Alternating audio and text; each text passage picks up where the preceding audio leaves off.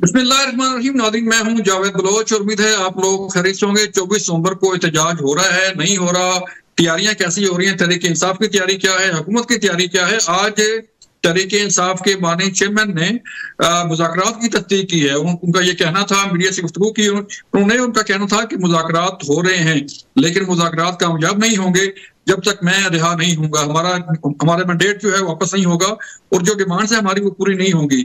Mean के ये मुज़ाकरात कामयाब नहीं हो सकते जब तक मैं जेल के अंदर हूं। उनका ये भी कहना था कि हुकूमत के पास सुनहरी मौका था कि वो मुझे रिहा करते, लेकिन उन्होंने मुझे रिहा नहीं किया बल्कि किसी और मुकदमे में गिरफ्तारी डाल दी। आज अदालत ने तहरीक इंसाफ के बानी चेयरमैन का 5 रोजा जिस्मानी रिमांड भी उस मुकदमे में दे दिया है। फिर दूसरी तरफ देखें तो मोहसिन नकवी साहब वज़ीर दाखिला ने भी आज मीडिया से गुफ्तगू की। उनका ये कहना था कि कोई मुज़ाकरात नहीं हो रहे और ना ही कोई बातचीत जो है वो हो सकती है, क्योंकि 24 नवंबर को एहतजाज हो रहा है और ये मुमकिन नहीं है कि एक तरफ एहतजाज हो और दूसरी तरफ जो है हुकूमत मुज़ाकरात करे तहरीक इंसाफ के साथ। दोनों चीजें जो है वो साथ साथ नहीं चल सकती।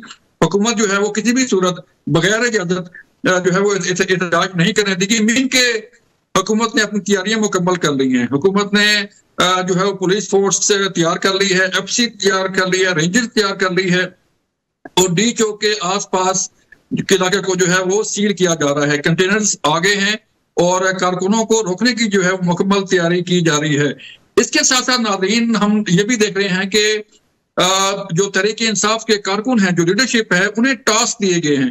टास्क दिए जा रहे हैं कि जितना भी हो सके मुमकिन के वो अपने कारकुन साथ लाएं, पहुंचे डी चौक और पहुंचे इस्लामाबाद ताकि इस्लामाबाद को जैम किया जा सके। तहरीक इंसाफ की जो डिमांड्स हैं वो ऐसी डिमांड्स हैं कि हुकूमत के लिए क्या बल्कि किसी भी शख्स के लिए इन्हें पूरा करना मुमकिन नहीं है। देखते हैं कि 24 नवंबर को एहतजाज होता है नहीं होता। सिर्फ चंद दिन बाकी रह गए हैं, बल्कि उल्टी गिनती शुरू हो गई है। चंद घंटों की बात जो है वो रह गई है। कंफर्म हो जाएगा आइंदा 24 घंटों में कि ये मुज़ाकरात कामयाब होते हैं, ये मुज़ाकरात कामयाब नहीं होते। क्या होता है 24 नवंबर को देखते हैं। हमारे साथ आज मौजूद होंगे इस तमाम सूरत पर बात करने के लिए कादर मंदो खेर साहब, आपका तल्लुक पीपल्स पार्टी से है। डॉक्टर हुमायूं मेहमा साहब, आपका तल्लुक तहरीक इंसाफ से है और इख्तियार वली साहब, आपका तल्लुक मुस्लिम लीग नून से है। फिर हम तजिया लेंगे नजम वली खान से इस सारी सूरत हाल में उनका तजिया क्या है। इख्तियार वली साहब, मैं आपकी तरफ आता हूँ। सर, पहले मुझे बताइएगा कि 24 नवंबर को एहतजाज रोकने की तैयारियां कैसे जा रही हैं, क्योंकि आज तहरीक इंसाफ के बानी चेयरमैन ने इख्तियार भाई ये कहा है कि मुज़ाकरात हो रहे हैं लेकिन मुज़ाकरात कामयाब नहीं होंगे जिस वक्त तक मैं रिहा नहीं हो पाऊंगा। तो किस तरफ जा रहे हैं हालात के, उन्होंने कार भी दे रखी है, आप तैयारियां भी कर रहे हैं और क्या होगा 24 नवंबर को सर? वही बात हो गई ना कि the cat is running out of the bag.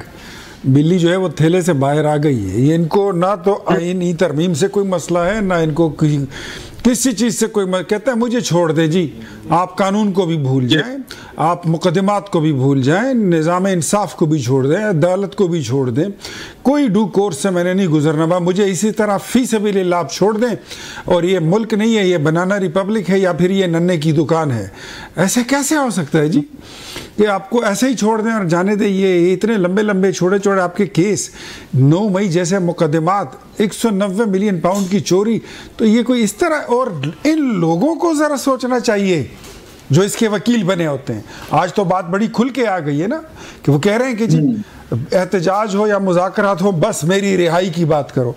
मैं 6 महीने से ये बात कर रहा हूँ कि बानी पीटीआई इमरान खान कह रहा है कि मुझे रास्ता दे दें। अब वो इस पे भी तैयार है कि मुझे सेफ एग्जिट दे दें, मैं मुल्क से बाहर जाना चाहता हूँ।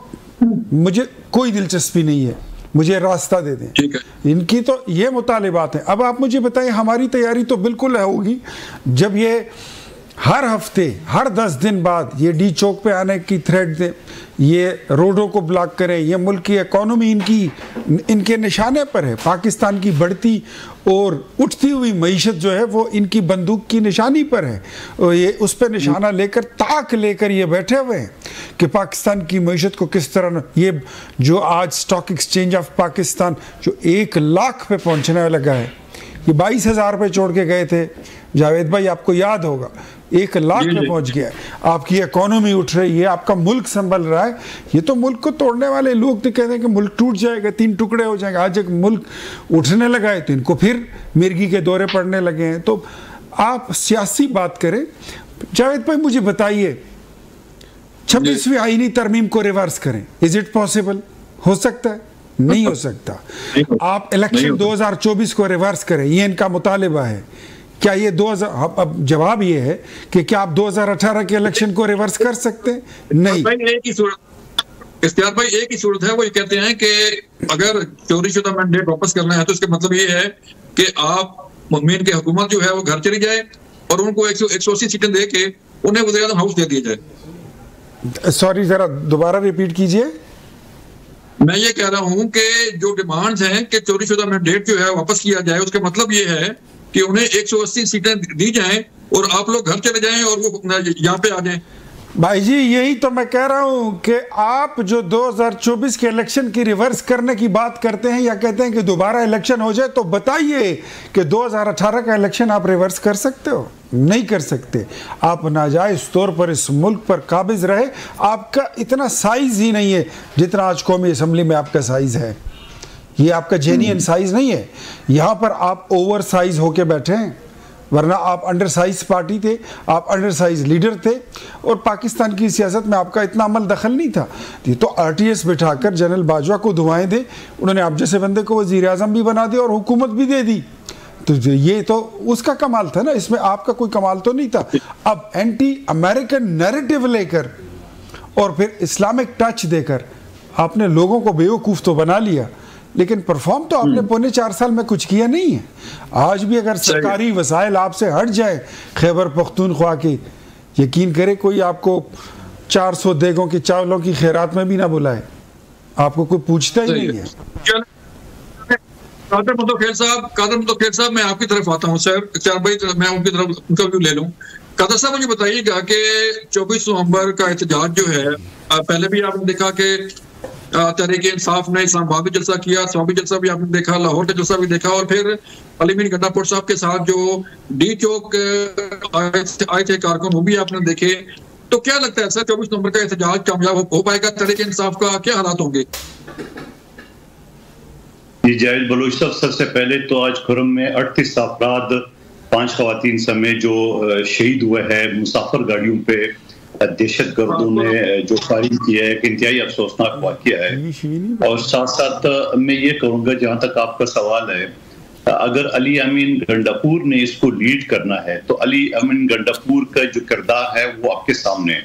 इससे पहले 10 घंटे गायब तक कहाँ था, उसके बाद 24 घंटे गायब तक कहाँ था, वो तो मशकूक आदमी है, ये तो PTI वालों को पता है। लेकिन अब ये तय नहीं हुआ कि अली अमीन गंडापुर लीड करेगा या बुशरा बीबी या अलीमा बीबी या शाह महमूद कुरैशी या अम्माद अजहर, पता नहीं कितने इनके अंदर ग्रुप बन गए। लेकिन सवाल ये है कि जो बात आपने बात की शुरू में कि खान साहब ने आज कहा कि मेरे रिहाई की बात कर ले, ये इसको अब मुज़ाकरात कहते हैं या NRO कहते हैं? यानी अदालतें बंद कर दो, ताले वाले तोड़ दो बनू जेल की तरह, और बगैर किसी ट्रायल का जाके लोगों को रिहा कर दो, ले जाओ महफूज पनागाह पे और वहां को हम शरबत पी के हमने बड़े सुकून से पहुंच गए। कल इस्लामाबाद बार का सदर मेरे साथ बैठा हुआ था और एक खातून की PTI की, वो दोनों ये दावा कर रहे थे ये कल यानी आज जो है वो खान साहब शाम तक रिहा हो जाएंगे। तो खातून को तो मैंने जवाब नहीं दिया, बार के सदर को मैंने कहा भाई मुझे भी 30 साल हो गए प्रैक्टिस करते हुए सुप्रीम कोर्ट तक, 62 मुकदमात जो हाई कोर्ट में लिस्ट जमा है खान साहब के खिलाफ, आप मुझे बताओ कि उस 62 मुकदमात में अगर जमानत की दरखास्तें जमा है या बरियत की जमा है और वो कल सुबह ऑर्डर पे रखे हुए, तो आप जरूर ये उम्मीद रखें कि हो सकता है सब पे ऑर्डर हो जाए और शाम को खान साहब रिहा हो जाए। अभी तो वो शुरू ही नहीं हुआ, तो आपने कैसे कह दिए, कौन से कानून के तहत कह दिए रिहा हो जाएगा? तो वही इख्तियार वली साहब ने जो बात की, ये शॉर्टकट के चक्कर में ये यही चाहते बाढ़ में जाए पाकिस्तानी अवाम, बाढ़ में जाए। ये कुरम एजेंसी जो है ना वो अफगानिस्तान में नहीं है, ये खैबर पख्तूनख्वा का हिस्सा है, ठीक है, जो आज ये वाकया हुआ है। इससे पहले जो वाकयात हुए वो भी आपके सामने ख्याल है। यानी गंडापुर ग्रुप TTP का चल रहा है, गीखान ग्रुप चल रहा है, वारदातें चल रही है, रात के वक्त सफर कोई नहीं कर सकता है। तो आप मुझे बता दूं, पेशावर के अलावा इनका है रिट कहाँ है हुकूमत का? और इनके लोग कहते हैं हमारे साथ टॉक शो में कह रहे ये तो वफाक की जिम्मेदारी है। वो भाई 18वीं तरमीम के तहत अमन अमान का आपकी जिम्मेदारी है, यानी आपको 38 लोग जो मुसाफिर शहीद हुए आपको जरा से शर्म नहीं है। आप अपनी रिहाई के लिए लोगों को बलि चढ़ा रहे हो, अपने बेटे आपके ससुराल में पल रहे हैं। सवाल ये कि इन सारी चीजों का जो आपका सवाल है इसका जवाब यही होगा 24 तारीख को वहां से पंजाब से तो किसी ने निकलना नहीं, आपके सामने है। सिंध में इनका कुछ नहीं है, बलूचिस्तान में कुछ नहीं है। पेशावर में सरकारी मुलाजमीन जो पिछली मरतबा निकले थे वो इस मरतबा डबल होंगे, क्योंकि पिछली मरतबा उन्हें 10,000 रुपए एक हफ्ते की छुट्टी और एक ग्रेड की तरक्की दी, तो यकीनन वो लालच में सरकारी मुलाजमीन आएंगे। तरीके इंसाफ से पूछते हैं डॉक्टर माहिर साहब, मैं आपकी तरफ आता हूँ। सर मुझे बताइएगा कि आज तरीके इंसाफ के माननीय चेयरमैन साहब ने मीडिया से गुफ्तगू की जेल के अंदर, और उन्होंने तस्दीक की कि मुज़ाकरात हो रहे हैं, लेकिन मुज़ाकरात कामयाब नहीं होंगे जब तक उन्हें रिहा नहीं किया जाएगा। तो डॉक्टर साहब क्या तैयारियां फिर 24 नवंबर की? बिस्मिल्लाहिर्रहमानिर्रहीम, इय्याका नाबुदु व इय्याका नस्तईन। देखिए इस तरह है, अभी हमने एक लंबी तकरीर सुनी, उसमें हमने ये सुना कि जी DI खान में ये हालात हैं और फलाना है वो है ढमकाना है।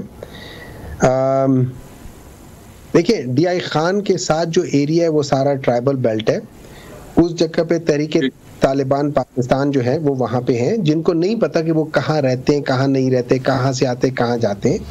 लेकिन हम सिंध के दरमियान में हम एक एरिया है जिसको हम कहते हैं कच्चे का एरिया, वो सबको पता है कि वो उसकी लिमिट्स क्या हैं। उसके अंदर बाज लोग रहते हैं और उनको हम लोग या सिंध वाले कहते हैं कच्चे के डाकू, और वो कच्चे के डाकू बाकी जो सिंध में लोग हैं उनको पक्के के डाकू कहते हैं। अब वो जो कच्चे के डाकू हैं उनके इंटरव्यू आता है कि हमें सारी जो एम्यूनेशन है वो सिंध पुलिस देती है।